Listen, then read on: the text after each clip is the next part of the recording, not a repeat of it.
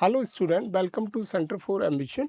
आज हम जो हमारा डिजास्टर मैनेजमेंट और ज्योग्राफी का टॉपिक है, इसको हम देखेंगे कि असम में जो रिसेंटली फ्लड आया, जिसमें करीब करीब 3 से 4 लाख लोग विस्थापन हो गए, रिहेबिलिटेशन हुआ और करीब as per the NDRF approx 70 लोगों की डेथ हो गई है। तो ये सिर्फ एक ऑफिशियल डाटा है कि 70 लोगों की डेथ हुई है, उससे ज़्यादा भी डेथ हुई है। तो हम देखेंगे आसाम में इतना सीवियर फ्लड कैसे आ गया। ऑल्दो आसाम 40% एरिया है, वो फ्लड प्रोन एरिया है आसाम का, लेकिन इस बार कुछ अलग तरीके का फ्लड आया है कि उसमें नीचे वाला आसाम, अगर मैं बात करूं कि जो नीचे का आसाम है वो आधा सा आसाम खत्म ही हो गया। उसको सारे को हम एक एक चीज़ करके एक एक चीज़ समझने की कोशिश करेंगे। तो वही हमारा आज का टॉपिक है। ये हमारा डिजास्टर मैनेजमेंट के लिए डिजास्टर मैनेजमेंट जीएस 3 का पार्ट है। जीएस 3 का पार्ट जीएस 3 में पूछ सकता है, या फिर ये आपको ज्योग्राफी में पूछ सकता है। फ्लैश फ्लड का अगर वहाँ से पूछेगा कि फ्लैश फ्लड क्या होते हैं, यूपीएससी ने मेंस में फ्लैश फ्लड के रिगार्डिंग पूछ रखा है, या क्लाउड बस्ट के रिगार्डिंग क्वेश्चन पूछ सकता है। तो इसको हम फ्लैश फ्लड से जोड़ सकते हैं। फ्लैश फ्लड क्या होता है, हमने एक टॉपिक पूरा अर्बन फ्लैश फ्लड पे बनाया है। और या फिर जोड़ेगा इसको, तो फिर जोड़ेगा किससे, ज्योग्राफी के क्लाउड बस्ट से। दोनों पे हमने टॉपिक बना, दोनों पे हमने वीडियो बनाया, फ्लैश फ्लड पे भी बनाया और क्लाउड बस्ट पे भी बनाया। आप प्लेलिस्ट में जाके देख सकते हैं। यहाँ पे हम आसाम के बारे में समझने की कोशिश करेंगे। ये हमारा टेलीग्राम चैनल है, इस पे आप जुड़ सकते हैं। और ये हमारा नंबर है जिस पे आप regarding the any courses UPSC PSC और एनी पीटी और मेंस टेस्ट सीरीज के बारे में कोई भी इंफॉर्मेशन लेना चाहते हैं तो you can contact at this number. आगे देखते हैं हम। सबसे पहले आसाम फ्लड का कोई कॉन्टेक्स्ट में समझते हो, सबसे पहले देखते हैं लोकेशन। क्योंकि किसी भी जगह की अगर कोई भी नेचुरल कैलामिटीज होती है, नेचुरल कोई भी आपदा आती है, तो उसकी ज्योग्राफी सबसे ज़्यादा मैटर करती है। तो आसाम की एक बार हम ज्योग्राफी देखने की कोशिश करते हैं, तब समझेंगे सारा। अगर मैं बात करूं, ये आसाम है, आसाम का ये पूरा एरिया है। पहले अगर देखो तो अगर देखने की बात करूं तो पहले ये वाला मैप देखो, ये भी आसाम और ये नॉर्थ ईस्ट। ये देखो, ये नॉर्थ ईस्ट का पार्ट है, तो आसाम नॉर्थ ईस्ट 7 सिस्टर का पार्ट है नॉर्थ ईस्ट का। तो सबसे पहले देखो आसाम की लोकेशन, सीधा सा बात है। आसाम ये मेरा एरिया पूरा वाला, ये वाला एरिया आसाम का है।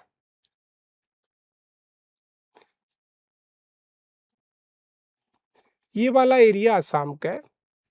तो आपको ये लग रहा होगा कि जितनी भी नॉर्थ ईस्ट की स्टेटें हैं, चाहे अरुणाचल प्रदेश हो, चाहे त्रिपुरा हो, चाहे मिजोरम हो, चाहे मणिपुर हो, चाहे नागालैंड हो, या फिर मेघालय हो, सबसे आसाम लग रहा है एक्सेप्ट सिक्किम।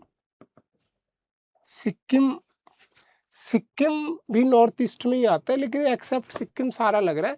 तो देखो, अरुणाचल प्रदेश भी टच करता है, नागालैंड भी टच करता है, मणिपुर भी टच करता है, मिजोरम भी टच करता है, और त्रिपुरा भी टच करता है, और मेघालय भी टच करता है। तो हम कह सकते हैं कि ये एक तरीके से बफर जोन बन गया है।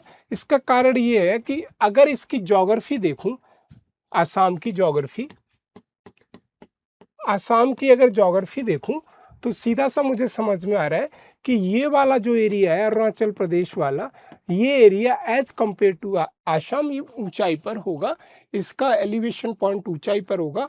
मेघालय में 3 पहाड़ियां हैं, गारो, खासी, जयंतिया। तो मेघालय की पहाड़ियों की वजह से क्या है कि उस एरिया का एक तरीके से कह सकते हैं कि उस एरिया में एक बांध टाइप बन जाता है। तो इस तरफ भी पानी उतनी आसानी से, उसका मेघालय का जो इंक्लाइंड है या स्लोप है वो भी आसाम की तरफ है।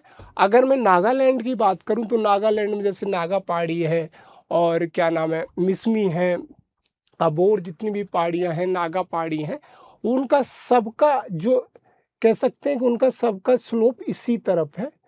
अब देखो दूसरा, यहाँ से मैं समझ रहा हूँ आसाम की लोकेशन कैसी है। यहाँ से भूटान भी टच कर रहा है।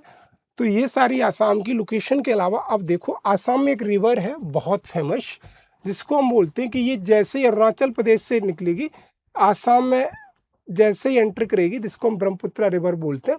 तो एक चीज़ आपको समझ में आ रही होगी कि रिवर का जो स्लोप है, रिवर का जो इंक्लाइन है ऊपर से नीचे इस तरफ है, तो जाहिर सी बात है कि आसाम की पूरी ज्योग्राफी की स्लोप भी इसी डायरेक्शन में होगी। अगर मैं कहूँ कि ये आसाम का ईस्ट है और ये वेस्ट है और ये नॉर्थ साइड, ये साउथ साइड, तो इसकी जो वेस्ट और साउथ की तरफ, वेस्ट और साउथ की तरफ ज़्यादातर इसकी है, इस रीजन में इसका जो स्लोप है। तो अगर जितनी भी ब्रह्मपुत्रा की ट्रिब्यूटरीज हैं, ट्रिब्यूटरी जिसकी धनसिरी, सुबनसिरी, जितनी भी ट्रिब्यूटरीज हैं, करीब 150 से 200 ज़्यादा छोटी बड़ी ट्रिब्यूटरीज हैं, इधर मानस रिवर है, जितनी भी ट्रिब्यूटरीज हैं उन सब का पानी क्या है ना, इसी रीजन में आता है। ब्रह्मपुत्रा की ट्रिब्यूटरीज होंगी। तो जो रिसेंटली फ्लड आया, रिसेंट में फ्लड आया, उसका सबसे बड़ा रीजन ये हुआ कि वो क्लाउड बस्ट या फ्लैश फ्लड की वजह से आया। फ्लैश फ्लड का मतलब किसी भी सर्टेन एरिया में एक शॉर्ट टाइम पीरियड में बहुत ज़्यादा बारिश हो जाएगी, तो क्या है ना, इस एरिया में पानी बहुत ज़्यादा फ्लो कर जाएगा।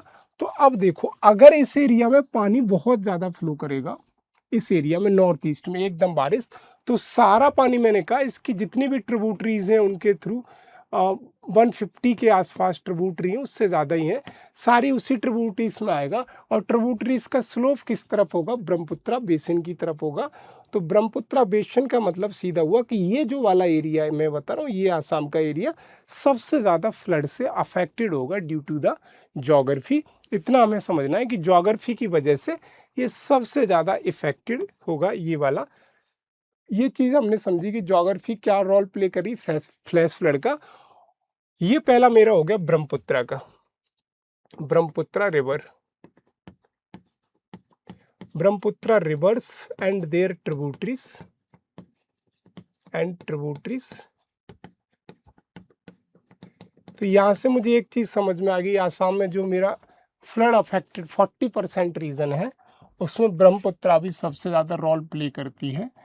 अभी जो फ्लड आया, वो फ्लड एक तो इसने भी रोल प्ले किया, और उसके अलावा जो पहला रोल तो मैं कह रहा हूँ फ्लैश फ्लड या फ्लैश फ्लड की वजह से आया। पहला रोल फ्लैश फ्लड, कि अचानक से इतनी बारिश हो गई कि वो एरिया पानी को एब्जॉर्ब भी नहीं कर पाई, और सारा पानी क्या हुआ, इस एरिया का, इस एरिया का, इस एरिया का जो हिल्स वगैरह का सारा पानी था, वो सारा पानी ब्रह्मपुत्रा रिवर में आ गया। फ्लैश फ्लड एक रीज़न हो गया कि अचानक से पानी होगा। फ्लैश फ्लड का मतलब अचानक से आए और 200 सेंटीमीटर से ज़्यादा किसी भी रीजन में बारिश हो जाए विद इन 6 आवर में, तो इतना पानी हो जाएगा कि इसका जो ड्रेनेज सिस्टम है, ड्रेनेज सिस्टम भी उतना पानी एब्जॉर्ब नहीं कर पाएगा।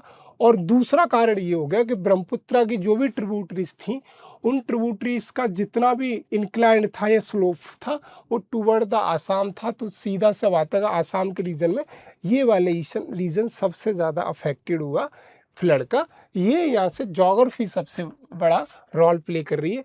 अब समझ में आता है ये अचानक से कैसे हो गया। उसके बहुत सारे रीज़न हो सकते हैं, एंथ्रोपोजेनिक रीज़न हो सकता है, क्लाइमेट चेंज भी रीज़न हो सकता है, बहुत सारे region, uncertainties of the monsoon भी हो सकता है, बहुत सारे रीज़न हो सकते हैं, वो हम सारे देखेंगे। ये सारा ब्रह्मपुत्रा के बारे में है। ये जो मैंने कहा, ये वाला एरिया आसाम का, ये वाला एरिया गोपालपुर, ये वाला एरिया सबसे ज़्यादा अफेक्टेड हुआ फ्लड से। यही हमें समझना एक एक करके। अब हम सीधा सा अपने टॉपिक पे आ जाते हैं। हमने सिर्फ ज्योग्राफी समझी आसाम की, तो वही कह रहा है कि 60 साल में सबसे वर्स्ट फ्लड आया, जिसमें करीब करीब 30 नहीं 70 है, गवर्नमेंट का डाटा है, 70 लोगों की डेथ हो गई।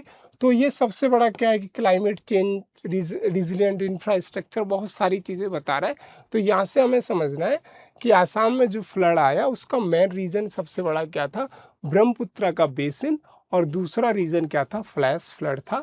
ये समझ में हमें आ रहा है। फिर कह रहा है कि फ्लड का जो ईयरली आसाम में आता है, तो मैंने कहा कि आसाम का जो रीजन है अप्रॉक्स 40% फ्लड प्रोन है, फ्लड प्रोन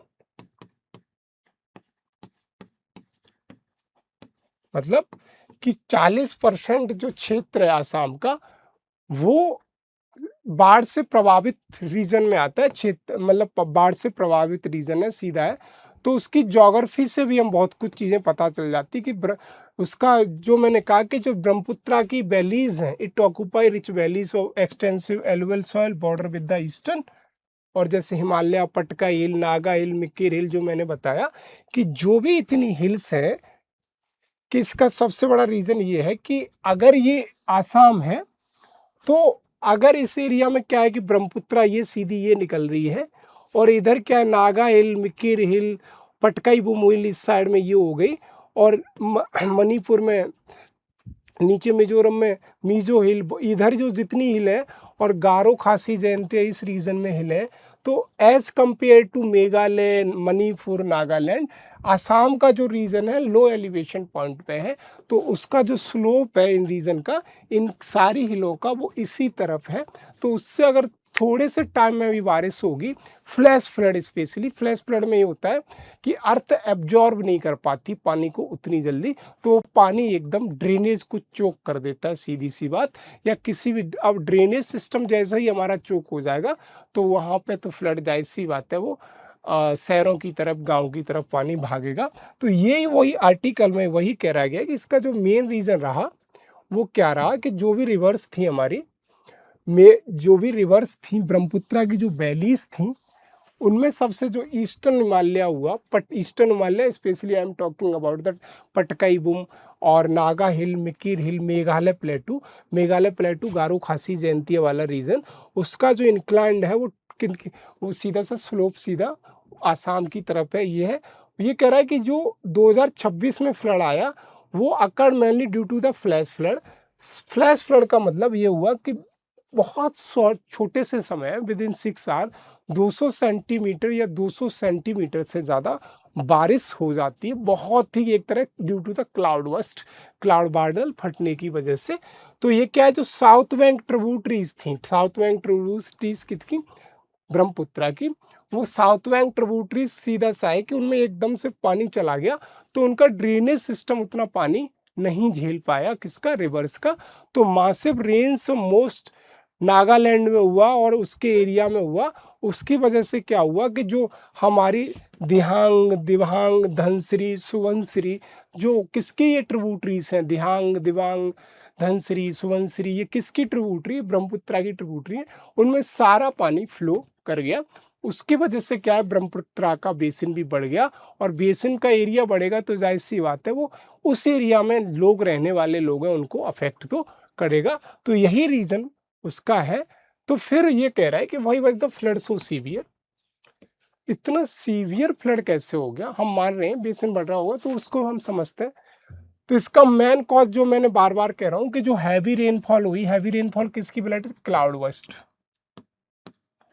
बादल फट जाते हैं, इसको फ्लैश फ्लड भी बोलते हैं, कि किसी एरिया में अचानक से पानी इतना ज़्यादा बारिश हो जाए कि ड्रेनेज सिस्टम उस पानी को एब्जॉर्ब भी न कर पाए, उसको सीधा सा मैं बोल रहा हूँ कि ये एक तरह का फ्लैश फ्लड है। तो ये जो अप स्ट्रीम रीजन है, नागा हिल पोर्शन, अरुणाचल प्रदेश, इस एरिया में बारिश हुई, स्पेशली नॉर्थ ईस्ट में हुई। उसके अलावा कह रहा है कि hill from the upper catchment tributaries Brahmaputra की, जिनका वॉल्यूम जितना था उससे ज़्यादा पानी मिला, तो वो शॉर्ट टर्म के लिए इतना ज़्यादा फ्लैश फ्लड हो गया कि रिवर झेल ही नहीं पाई। तो वो सीधा सा ब्रह्मपुत्रा की local area, urban area, village area में पानी पेनिट्रेट कर गया। और ये सारा रीजन है कि heavy rainfall due to the flash flood. और साउथ बैंक ट्रिब्यूटरीज जितनी भी थी, जो मैंने कहा south bank tributary, Dhansiri, Subansiri, वो सारा ट्रिब्यूटरीज का भी पानी ब्रह्मपुत्रा रिवर में भी आ गया।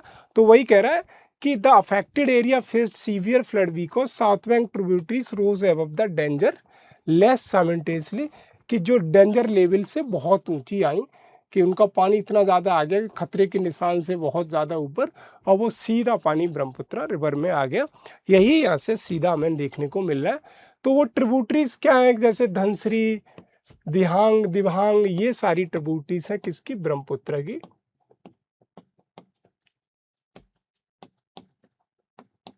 ब्रह्मपुत्र रिवर, ये सारी ट्रिब्यूटरीज है, ये पहला रीजन।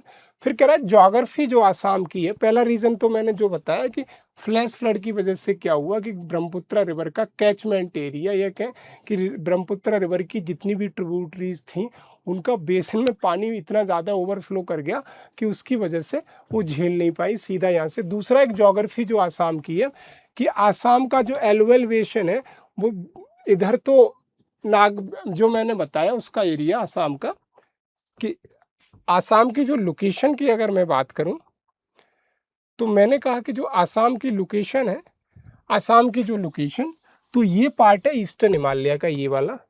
तो ईस्टर्न हिमालय का जो पार्ट है नागा हिल, और इधर भी ये मेघालय प्लेटू, मेघालय प्लेटू, इनका सारे इन दोनों का ऐसे करके ये है कि इनका इंक्लाइंड है या इनका स्लोप टूवर्ड द आसाम ही है। तो जाहिर सी बात है इस एरिया का भी पानी उसी आसाम के रीजन में भी जाएगा। तो geography of the Assam is second या फर्स्ट रीजन, जैसा भी आप माने। ये भी है कि आसाम की जो ज्योग्राफी है वो भी एक फ्लड प्रोन आसाम को बनाती है due to the flash flood. कि फ्लैश फ्लड हुआ तो पानी, अगर फ्लैश फ्लड में सबसे ज़्यादा प्रॉब्लम यही होती है कि इतनी शॉर्ट टर्म में पानी बारिश हो जाती है कि अर्थ, या सीधा कहें कि उस एरिया की जो कह सकते हैं कि जो सॉइल है वो पानी एब्जॉर्ब नहीं कर पाती है, तो वो सीधा कहीं ना कहीं फ्लड का भी कारण बन जाता है। यही इस आर्टिकल में सारी चीज़ें, कि वही है कि जो इसका बेसिन सा एलुवियल सॉइल का हिमालय का, उसकी ये भी लोकेशन भी डिसाइड करता है। तो जैसे रेन उस एरिया से तिब्बत में भी रेन हुई, अरुणाचल प्रदेश में ही, भूटान, नागालैंड, इस एरिया का सारा पानी किस तरफ आ गया, असम की तरफ आ गया due to the geographical location of the Assam. यही सारी चीज़ें, जैसे जैसे मैंने कहा किसके through, with the help Brahmaputra river. और high sediment content, high sediment का मतलब ब्रह्मपुत्र रिवर में अगर बीच में सेडिमेंट अवसाद आ जाएंगे तो पानी का फ्लो कम होगा, और तो क्या है कि उसका जो कैचमेंट एरिया है वो भी कम हो जाएगा। तो इतने ज़्यादा सेडिमेंट्स थे उसमें कि वो पानी ओवरफ्लो कर गया और आउट ऑफ द बेसिन चलने लगा, जिसकी वजह से फ्लड आ गई। फिर कह रहा है early deposition of huge amount of sand and silt lead to, ये भी रीज़न है कि उसमें इतना ज़्यादा सैंड और सिल्ट वगैरह हो गई, तो उसकी वजह से भी फ्लड कहीं ना कहीं ट्रिगर हुआ। यही सारे रीज़न बताए गए हैं।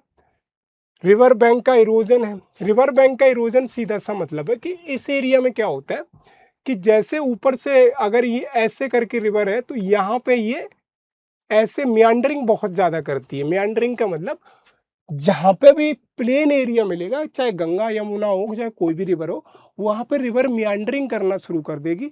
तो मियांडरिंग करना शुरू करेगी तो इस एरिया में जैसे ही पानी पेनिट्रेट करेगा, सपोज दैट ये रिवर मियांडरिंग कर रही है ऐसे, तो अगर देखो इस एरिया का पानी ऐसे आएगा तो इस एरिया का कटाव शुरू हो जाएगा। अब यहाँ से इस एरिया का कटाव शुरू हो जाएगा, ऐसे ही यहाँ पे सीधा टक्कर यहाँ मारेगा, इस एरिया का कटाव शुरू हो जाएगा। तो इस एरिया का कटाव होगा तो पानी इस एरिया में एकदम पेनिट्रेट कर जाएगा, इस एरिया में पेनिट्रेट कर जाएगा, इस एरिया में पेनिट्रेट कर जाएगा, इसमें पेनिट्रेट कर जाएगा। क्योंकि रिवर का जो flood Assam closely connected with erosion, river bank का इरोजन धीरे धीरे होता गया, वो भी फ्लड का एक रीज़न है। ये हमने कहाँ पे देखा, ये पिछली बार एक जमुनिया गांव करके था गंगा के पास में बिहार में, वो सबसे बड़ा रीज़न था कि रिवर का बैंक का इरोजन। तो करीब करीब वहाँ से 15 से 20 गांव करीब बिहार के गंगा में बह गए। तो ये भी एक रीज़न है भारत में किसका, फ्लड फ्लड का, कि रिवर का बैंक का इरोजन हो जाता है, क्योंकि रिवर प्लेन एरिया में सबसे ज़्यादा मियांडरिंग करती है। तो ये भी सब एक रीज़न है उसका। फिर कहते हैं मानसून में क्या होता है, ड्यूरिंग द मानसून कि विलेज बहुत ज़्यादा डिसअपियर हो जाते हैं, कल्टिवेटेड लैंड लॉस्ट हो जाती है। मतलब इम्पैक्ट सीधा सा बताया कि जो साउथ वेस्ट मानसून का, जो चाहे आसाम हो चाहे कहीं पे, साउथ वेस्ट मानसून का अगर कहीं पे भी फ्लड आएगा तो उससे विलेज तो डूब ही जाएंगे, कल्टिवेटेड लैंड भी लॉस्ट हो जाएगी, रिवर कोर्स चेंज हो जाएंगे, और ये सारी चीज़ उसमें बताई गई कि रिवर का इरोजन हो जाएगा। ये सारी चीज़ें कि अगर फ्लड आएगा तो विलेज तो लॉस्ट होंगे, और कल्टिवेटेड जो उपजाऊ भूमि होगी उनमें भी लॉस होगा। यही सारी चीज़ें इसमें बताई गई हैं। और क्लाइमेट चेंज भी एक रीजन है कि साइंटिस्टों ने माना है कि due to the climate change इस एरिया में सबसे ज़्यादा क्लाउड बस्ट या कहते हैं फ्लैश फ्लड रीजन हुआ नॉर्थ ईस्ट। तो इसका क्लाइमेट चेंज का रीजन क्या है, हो सकता है कि जितना भी तुमने डिफॉरेस्टेशन किया है नॉर्थ ईस्ट रीजन में, डिफॉरेस्टेशन और माइनिंग हमने की है किसमें, ब्रह्मपुत्र रिवर में। और उसके अलावा क्या है, हमने इंडस्ट्रीज वगैरह इस रीजन में, हाइड्रो इलेक्ट्रिक प्लांट भी लगाए, इंडस्ट्रीज वगैरह लगाई हैं। इनकी वजह से भी एक रीज़न हो सकता है, इसकी वजह से क्लाइमेट चेंज है, एंथ्रोपोजेनिक रीज़न, उसकी वजह से भी फ्लड का एक रीज़न हो सकता है। लेकिन मेन रीज़न सबसे ज़्यादा दो ही हैं, एक फ्लैश फ्लड और ब्रह्मपुत्र रिवर का कैचमेंट एरिया। ये रिसेंट ट्रेंड देखी गई है कि शॉर्टर पीरियड के लिए आता है, more frequent extreme weather event, ये सारी चीज़ें ब्रह्मपुत्र में देखने को मिलती है। फिर ह्यूमन इंड्यूस्ड फैक्टर भी हो सकते हैं फ्लड के लिए, कि सेवरल ह्यूमन इंड्यूस्ड फैक्टर हो सकते हैं। जैसे मैंने कहा डिफॉरेस्टेशन हो गया, deforestation up stream area of reduce the water, और ये सारी चीज़ें हैं कि फ्लड प्लेन, अब जो फ्लड का प्लेन का एरिया उनका इंक्रोचमेंट करना शुरू कर दो तुम। और क्या है कि डेवलपमेंट के नाम पे आप नेचुरल जो रीजन है उसका भी कह सकते हैं कि एक्सप्लॉयटेशन शुरू कर दो, urbanization, rapid urbanization, unplanned urbanization, ये सारे ह्यूमन इंड्यूसमेंट फैक्टर हो सकते हैं। कहीं पे भी आप फ्लड में इन्हें डाल सकते हो, को कहीं पे भी फ्लड है तो ये ह्यूमन इंड्यूस्ड फैक्टर फ्लड के लिए वो है।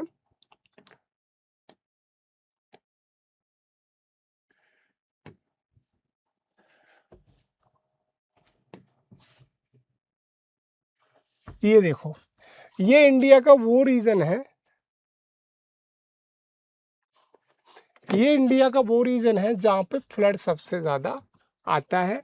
तो ये अगर मैप हमने ले लिया कि इंडिया का जो रीजन है जिसमें साउथ वेस्ट मानसून की तरफ से, साउथ वेस्ट मानसून की वजह से, साउथ वेस्ट मानसून की वजह से इस एरिया में सबसे ज़्यादा फ्लड आता है। ये उनमें से एक पूरा एरिया असम का भी इंक्लूडेड है। तो इसमें एक साउथ वेस्ट मानसून का भी एक रोल रहा है, किसमें सबसे बड़ा रोल इसी का रहा है, साउथ वेस्ट मानसून का। ये सारी चीज़ें, ये है कि भारत में मेन कॉज फ्लड के क्या है, इनका सीधा सा हम लिख सकते हैं। असम के अलावा इंडिया में क्या क्या कॉज हो सकते हैं।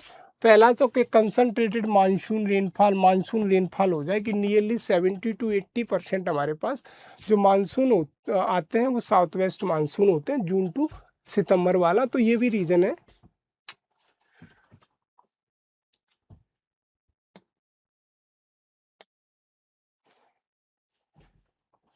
ये भी एक रीज़न है हमारा साउथ वेस्ट मानसून का। दूसरा हमारा हैवी सिल्टेशन रिवर बेड, हम जो सिल्ट जम जाती है उसको प्रॉपर क्या है सफाई भी नहीं करते, ये भी एक रीज़न हो सकता है, हिमालय रीजन। और तीसरा रिवर की जो मेंडरिंग, जो मैंने बताया रिवर की जो मेंडरिंग है, जैसे कोसी रिवर हो गया, गंगा रिवर हो गया, दामोदर रिवर हो गया, ये सारी रिवर हैं जिनकी मेंडरिंग है, ब्रह्मपुत्र जैसे ये रिवर मेंडरिंग कर रही है ऐसे ऐसे। तो इसका क्या है कि मेंडर, ये एरिया कटेगा, इस एरिया कटेगा, ये एरिया कटेगा, उसकी वजह से रीजन में भी आ जाएगा। और सिल्टेशन की वजह से क्या है कि उसमें जो सिल्टेशन जो भी अवसाद आ जाएंगे उसकी अगर सफाई नहीं करोगे तो पानी में बहाव में रुकावट आएगी। और ग्लेशियर लैक आउटबस्ट भी हम पढ़ चुके हैं कि किसी भी रीजन की due to the climate change glacier का पानी बहुत जल्दी जल्दी पिघलने लगे, उसकी वजह से साइक्लोन्स का रीजन, जैसे बे ऑफ बंगाल में जैसे ही साइक्लोन आते हैं उसकी वजह से भी आ जाता है फ्लड इंडिया में। और ह्यूमन इंड्यूस्ड फैक्टर जो हमने देखा, deforestation, flood plain, rapid urbanization, ये बहुत सारे हो सकते हैं human induced reason for the, किसके लिए, फ्लड के लिए। तो ये हमारा छोटा सा टॉपिक है किसका, फ्लड का, इसको हमने समझने की कोशिश की। धन्यवाद।